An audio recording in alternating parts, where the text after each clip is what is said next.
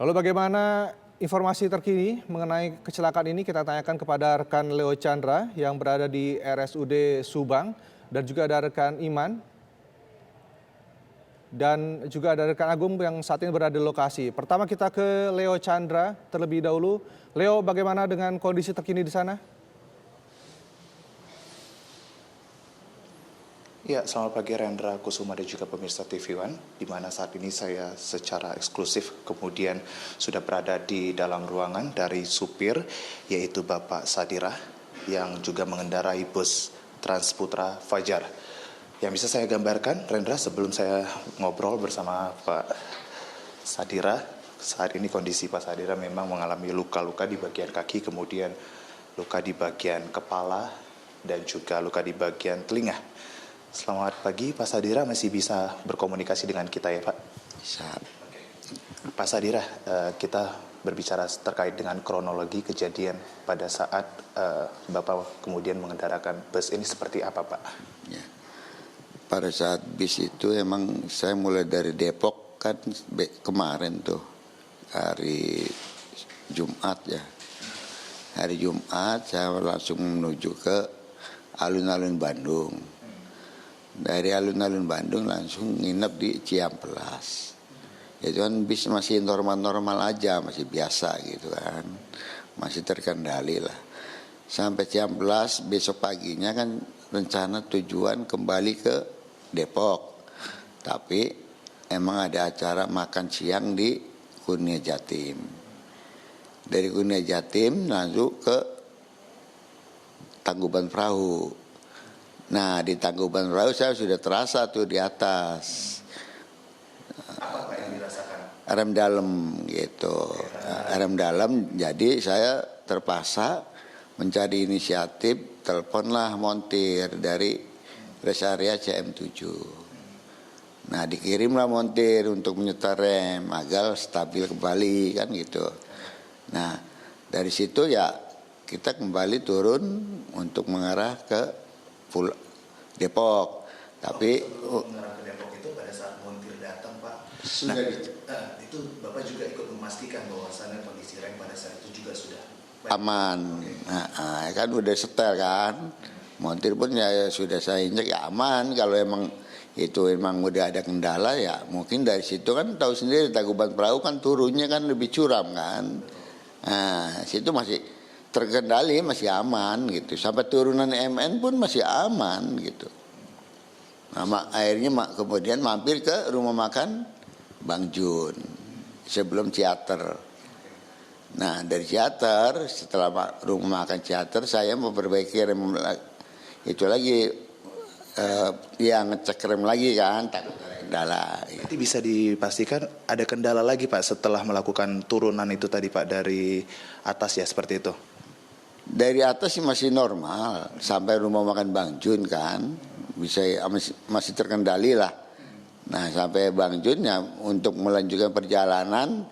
Nah disitulah saya baru terasa di jalan MN itulah. Ini kok angin habis.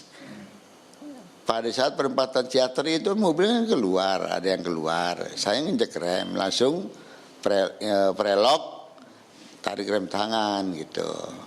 Ternyata begitu mau masuk gigi itu udah nggak bisa karena posisi rem masih diinjak, mau masuk gigi itu udah nggak bisa. Saya lihat anginnya habis. Langkah yang Bapak ambil setelah itu? Langkah itu waduh, saya bilang penumpang ya kan, waduh Pak ini remnya habis gimana Pak, tolong Pak pegangan ya kan. Penumpangnya itu apakah guru atau penumpang kan di dalam posisi tidak terlihat. Cuman penumpang kan karena dilihat mobil udah mulai oleng dia teriak gitu. Nah setelah itu saya mempunyai inisiatif untuk mencari tempat yang kalau biasanya kalau turunan ada bukan bahu jalan, penyelamat. Iya kan, penyelamat kan di situ kan ternyata tidak ada gitu. Nah kalau saya lihat di depan itu ada sekitar motor 5, terus mobil yang dari arah sana pun ada ya kan. itu lawan arah? Yang di depan saya motor 5, yang lawan arah ada mobil gitu. Jadi saya terpaksa lah sebelum mobil itu lewat saya buang ke kanan. Nah ternyata di kanan ada motor satu gitu. Karena saya lihat ada tiang listrik. Kalau nggak ada tiang listrik itu mobil masih jalan terus. Masih menurun. Gitu. Jadi saya mengambil inisiatif agar mobil ini berhenti. Ini kalau masih menurun otomatis kan di sana masih banyak mobil kan. Apalagi yang keluar dari De Castello banyak. Lebih baik saya antisipasi ya buang ke tiang listrik. Saya buang ke kanan, tahu-tahu mobil itu terbalik gitu. Pada saat mobil terbalik itu Pak, apa yang Bapak lakukan? Apakah ada upaya juga menyelamatkan diri atau? Menyelamatkan. Saya diselamatkan paling akhir. Karena posisi kaki saya kegencet setir. Jadi posisi saya terakhir ya, penumpang itu ya sudah melangkahi kepala saya semua. Yang masih sehat atau yang gimana gitu. Jadi semua lewatnya dari saya karena posisinya kan di atas, saya di bawah. Pintu kaca yang terbuka hanya di depan saya gitu. Ya antisipasi saya terakhir gitu untuk bisa dipertegas lagi Pak bahwasannya memang kecelakaan ini karena remblong seperti itu ya Pak. Karena memang kecelakaan ini karena remblong gitu. Kehabisan angin jadi kita nggak bisa masuk gigi pun susah. Untuk gigi rendah aja kita nggak bisa masuk gitu. Nah Pak, pada saat sebelum kejadian kecelakaan maut ini Pak, Bapak masih ingat di sebelah Bapak ada siapa, kemudian di belakang Bapak juga ada siapa, dan sebelum kejadian itu Bapak berkomunikasi dengan siapa? Berkomunikasi sebelah ini kan ada Kenek. Iya, terus ada TL Pak Sumantri. Iya, saya bilang, Pak ini rem angin nih blong. Waduh Pak, gimana Pak? Tolong Pak gitu kan dia bilang. Ya gimana gitu. Sudah diketahui oleh Kenek dan juga TL iya. atas nama Sumantri. Iya. Oke. Kemudian Pak, masih ingat lagi Pak, kira-kira ada siapa yang kemudian Bapak ajak komunikasi? Kalau untuk penumpang itu kan semua di belakang karena posisi mobil kan disekat. Jadi tidak terdengar, dia hanya melihat pada saat mobil oleng aja.